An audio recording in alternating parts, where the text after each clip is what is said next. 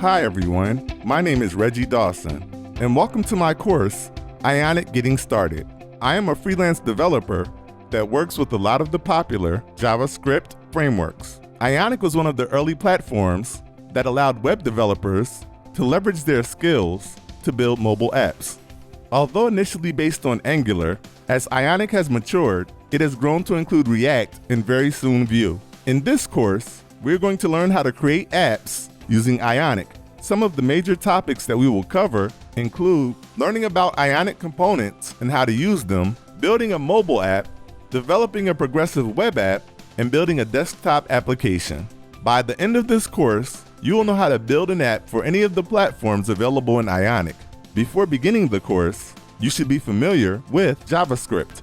Experience with React would also be helpful, although not necessary to complete the course. I hope you'll join me on this journey to learn Ionic with the Ionic Getting Started course at Pluralsight.